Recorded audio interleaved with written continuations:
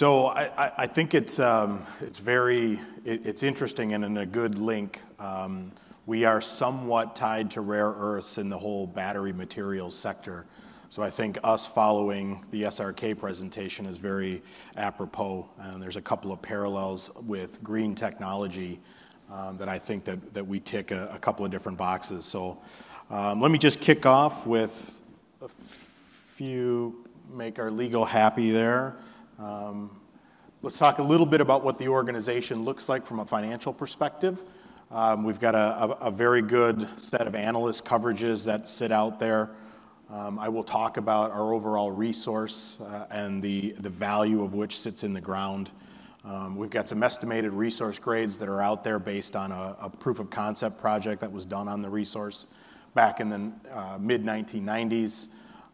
We've got inside ownership and overall top ownership at almost 60%. We're both dual listed on the ASX and on the NASDAQ. We were listed on the NASDAQ about just a little over a year ago. So a couple of points that I hope to be able to leave the audience with around the investment highlights, and specifically I'll talk through a little bit of the supply and demand dynamics, the pricing mechanics, and this emerging supply gap that we're starting to see. But when I'm finished with the presentation, hopefully I'll have left the audience with a couple of different investment highlights. First and foremost, we've got a very large and rare asset. So in order to have a boric acid deposit, you have to have some geological items that come into place, all in sort of the right synchronization. Those are volcanic activity. You've got to have an evaporate sea basin, and you have to have geological faults in order to have a boron deposit form over the different centuries. So these deposits don't just sit everywhere, and that'll sort of play into this dynamic of how rare the boric acids are, the boron supply actually is today. We are in a strategic location with our asset. We're in the west coast of the U.S., so in California, and I know California is synonymous with non-friendly mining jurisdictions. We happen to be in the one county in California that is very mining friendly, San Bernardino County. There are 2 or 3 producing mines in that county today. So the strategic location not only of where we are in the jurisdiction of California, but also the fact that we've got access to ports, rail, and all key infrastructures puts us in a very ideal location. We're starting to see this large supply-demand gap emerge when it comes to boric acid because of the applications in which it's used in. Historically, boric acid has been used in sort of lower-end products, or we call GDP-style growth drivers. So laundry detergents, you'll probably be familiar with the old borax laundry detergent. Low-end fiberglass, and then you start to move up the value chain, you get into fiber optics. And then most importantly, there'll be a lot of green and clean tech examples that I'm going to give here in a couple of different slides. We also have the benefit of having lithium as a co-product. With the way that we extract the material, we don't need additional infrastructure built on our project. So we have the benefit of not only having a large-scale boric acid supply, but also lithium carbonate as one of our co-products. There's also a stream of gypsum that'll come out the back, which does have an agricultural need. And being a former fertilizer person myself, I know for a fact that we've got a very captive market in the West Coast to use gypsum as a soil conditioner. So let's talk about what we call the pillars of the boron opportunity. You will hear, or if you've listened to some of our previous marketing messages, we talk quite a bit about these global megatrends that boron is fitting into. I'm going to take sort of another route with that, but first and foremost, right, we're all here because of decarbonization, this energy transformation that we're all taking part in. And boric acid has so many different applications in the energy transition space, whether it's EVs, whether it's wind, solar, and all the technologies that sit around that. there really is a proper space for boric acid and 5E as one of the newest producers of boric acid have to play. It's a very critical material that's used in a wide variety of these applications, and I'll show you a few examples here coming up. Boric acid is also used in fertilizers, so we have a play in the Global Food Security Challenge. It's used in NPK blends, it's used in fertigation technologies and fertilizers, has a very large market demand for boron-based fertilizers as micronutrients. Sorry, mic problems. Because we're based in the US, obviously critical onshoring of strategic materials is at the forefront of everything that we're trying to accomplish here in the US. We happen to be playing in a market that is dominated by two key players. You've got the Turkish government Eti Maden conglomerate, which essentially controls about 65% of the global boric acid supply. It also sits on 72% of the world's reserves. And then about another 20 to 22% from Rio Tinto from their US borax project. It's about 80 miles from our project. So combined there, you've got about 85% of the boric acid global market is controlled by these two entities. And when we talk about this growing supply and demand gap that I'll be able to illustrate here shortly, you can start to see why that becomes a worrisome concept, particularly in this space. So we look at 5E as one of the solutions to this whole scarcity challenge. Very excited to be here today to talk a little bit more about what that means and what it's going to mean for the global market. This personally is my favorite slide in all of our presentations. I think it's a great graphical representation of just the wide range of uses that boric acid plays into. So not many people, when they think electric vehicles, think boron. The sexy thing to talk about is obviously lithium. Rare earths go into electric vehicles and the battery technology. But if you look at that magnet and the electric motor that sits in the center of the page, that's essentially a piece of technology that is 2 parts rare earths and 1 part boron on the backside. And there is no substitute for boron. So the mousetrap as we see it today and as we're utilizing it today doesn't work without boron. So we talk electric vehicles, we often talk about battery technology, but boron doesn't stop with battery technology. It goes into the chassis for the ferroboron steel. Essentially, boron is the second hardest material on the periodic table. With this ferroboron product being put in both electric vehicles and in fuel-powered vehicles, you're actually creating a chassis that is lighter and more efficient. It also goes into the additives, it also goes into the acoustics and the thermal insulation. So boron acts as a thermal capacitor, helping with items to become more efficient because it helps reduce the heat output. Solar, it has a great application in solar, both in the construct of the wind turbine blades, but then also in those electric motors and the magnets that go into those motors. So again, as we know the wind technology today, it doesn't work without boron as one of the components. And then of course solar. There might be some people in the audience that have heard of borosilica glass, Gorilla Glass on your smartphones. So high tensile strength glass essentially sits on the outside of this solar panel, thus making it more environmentally resistant. So what we're trying to lay out here is boron has so many different uses, both in the green tech and clean tech space, but also in your everyday use. It's on the monitor. It's in the monitor that I'm staring at here. It's in the light fixtures. It's in the glass. There's 14 or 15 applications around the room that I can see that don't really exist in its current format without boric acid today. So what does that mean from an overall market perspective? Now, this is an excerpt out of a Credit Suisse report that was published a couple of years ago, where they took a look at both demand growth and the supply and demand imbalance that has been rumored, but now has data to show that it is very much upon us. So what they did is they took a look at the boric acid market, the boric acid equivalent market back in 2020. And today it's about 4.5 to 4.7 million tons of boric acid equivalent. They then overlaid and took nominal growth rates of 2 times and then sort of a bearish case or a bullish case of 10 times growth.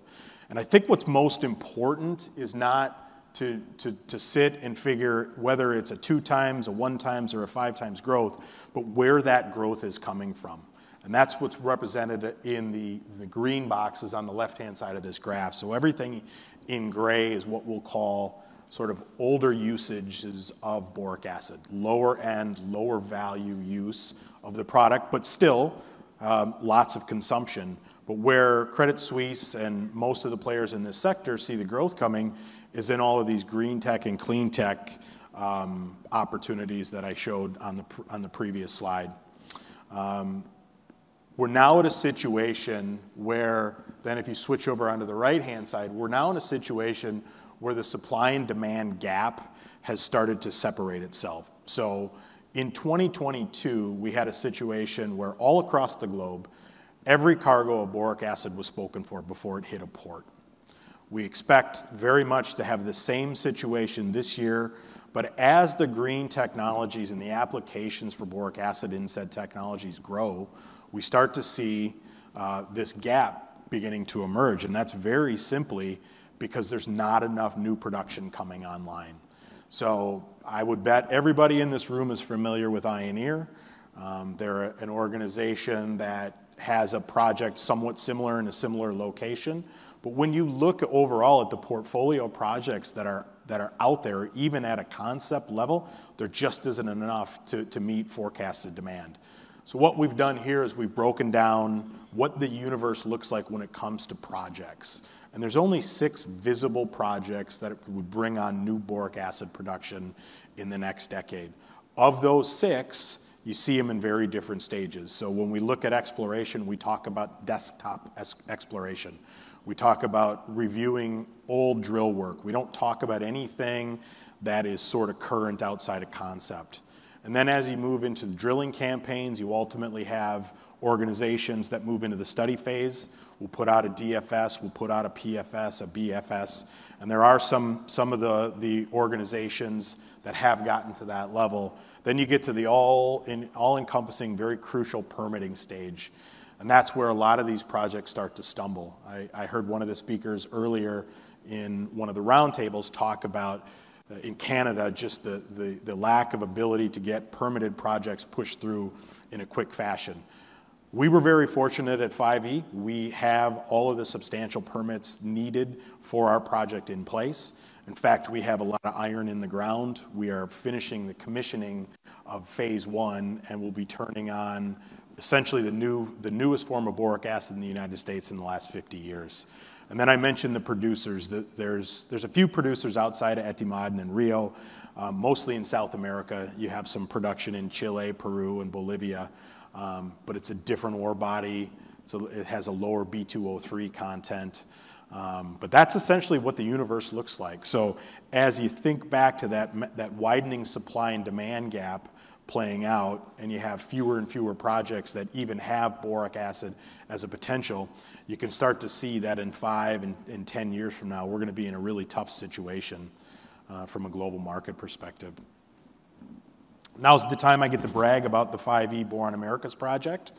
So we are in a very ideal location because of all the access to key infrastructure. So a little bit of background, this project itself back in the mid-90s was operated as a proof of concept project. So there were exploratory wells dug in a well field. There was acid that was injected. Boric acid came out and it was produced. The whole reason for that was essentially a proof of concept project, so to go find investors to actually build out a boric acid plant. 2 problems in that sense that, one, they were not able to locate investors, and the boric acid prices were at sort of what they've been historically, which is somewhere around $550 to $600 a ton. In today's world, it's around $16.50 a ton. So you take this same asset and you apply current pricing methodologies to it, and you can see all of a sudden we've got a very viable project. As I mentioned, the key permits are in place to deliver up to 90,000 tons. We are extremely close to actually starting production, so we're completing the commissioning of phase 1. We do have a very large resource at today's market prices at 327 million tons of product. You're somewhere in the neighborhood with both your boric acid and your lithium content in the neighborhood of $80 to $100 billion in the ground. We have a low impact mining method, so it's in situ leaching. Essentially, you have a large well field where you inject a diluted acid down one side, extract back up, and you have what we call a pregnant liquor solution, or a PLS. It goes then through an evaporation stage, goes through a crystallization stage, and that's where we essentially separate the boric acid, which comes out as a finished product, and the lithium carbonate.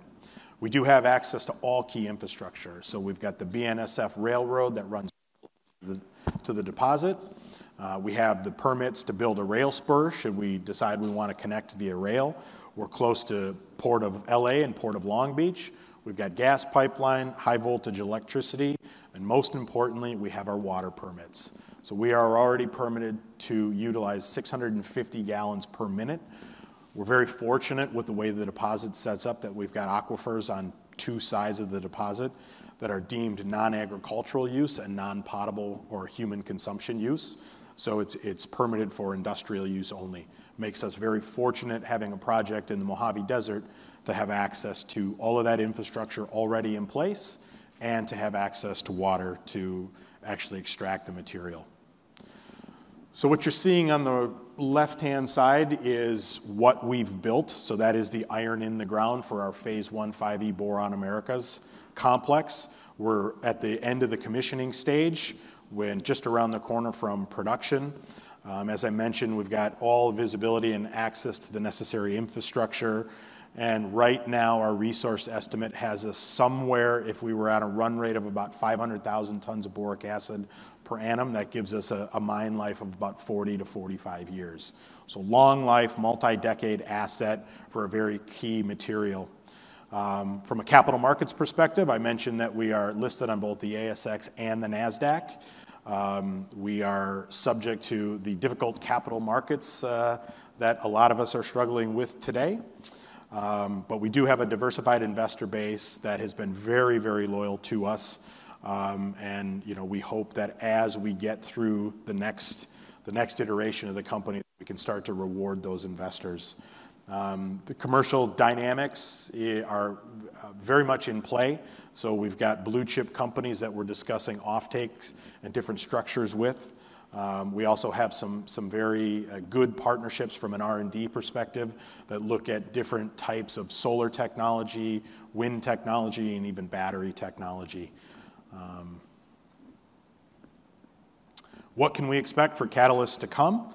A lot of items around our construction. So essentially, when we turn the plant on, that's going to be a big milestone for us. So that phase 1, as I mentioned, is almost at the end of commissioning, and we expect to be able to start producing boric acid and lithium carbonate before the end of second quarter. We've got these commercial partnerships that we're working on, and we believe will be a good catalyst from a market perspective. And then, of course, engaged in all of the government funding activities that are in the press these days. We've got opportunities for piles of money from the Department of Defense, the Department of Energy, and because our product is used in fertilizers, there is a pot of money that we are chasing from the USDA.